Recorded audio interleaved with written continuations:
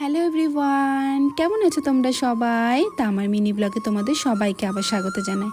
আজ আবারও একটা বুধবারের সকাল। আজ আমার গনুসোনার পুজোর দিন। এই দিনটার জন্য আমি সারা সপ্তাহ ওয়েট করে থাকি। সকালে বাগানে এসে গাছপালাগুলোর সঙ্গে 2 মিনিট হলেও সময় কাটায়। ওরা বড্ড ভালোবাসা বোঝে। এই যে আমার ইনডোর প্ল্যান্টটা দেখছো কত বড় হয়ে গেছে, সাইড দিয়ে প্রচুর গাছ বেরিয়েছে। ভেবেছি গাছগুলোকে তুলে নিয়ে একটা অন্য পটে বসিয়ে দেবো আর এবার ঘরের মধ্যে রাখবো। চলো এবার ব্রেকফাস্ট বানাবো। হাজব্যান্ডকে ব্রেকফাস্ট বানিয়ে দিলাম। আজকের ওর ব্রেকফাস্টের প্লেটটা কিন্তু বেশ কালারফুল। হাজব্যান্ড অফিসে চলে যাওয়ার পর আমি শুরু করলাম আমার বুধবারের পুজোর সমস্ত কাজ।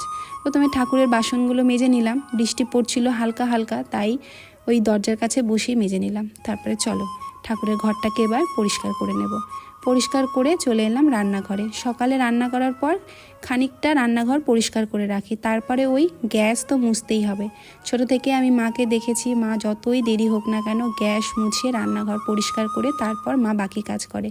তাই আমিও মায়ের মতো আগে রান্নাঘর পরিষ্কার করি, তারপর বাকি কাজ করি। দেখো আমাদের এখানে কি সুন্দর বৃষ্টি শুরু হয়ে গেছে। কাপড়গুলো তুলতে গিয়ে প্রায় ভিজেই গেলাম। যাকে স্নান তো করতেই হবে। স্নান টান করে সোজা চলে এলাম আমি আমার ঠাকুর ঘরে। গনুসোনার পুজোর দিন আমি অনেকটা সময় ঠাকুর ঘরে কাটাই। আমার বড্ড ভালো লাগে। ওই যে একটা আলাদাই পজিটিভ এনার্জি পাই। চলো আগে গনুসোনাকে একটু স্নান করিয়ে দিই। পুরো গঙ্গা জল দিয়ে স্নান করিয়ে দিলাম।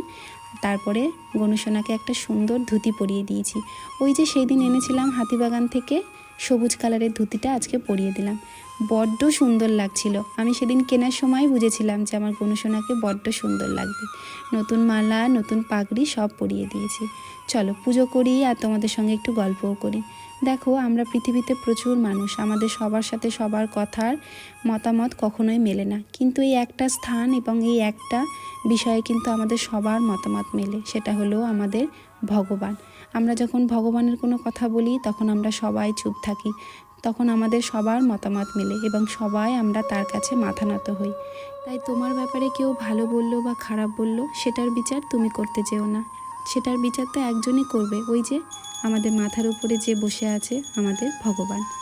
জানো গনুসোনাকে আমি যেহেতু প্রত্যেক বুধবার লাড্ডু ভোগ দিয়ে থাকি, আমার মনে হয় যে গনুসোনা সেই বুধবারে বড্ড খুশি হয়ে থাকে যে তাকে আমি লাড্ডু ভোগ দেবো, আর সেটা খুশি মনে সে গ্রহণ করে বড্ড খুশি হয়।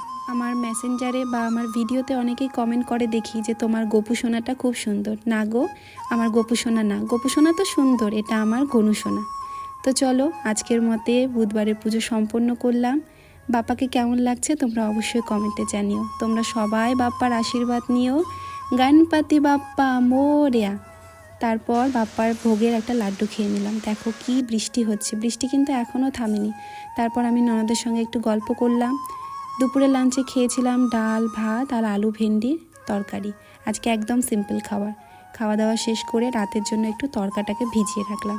রাতে আবার রান্না তো করতেই হবে।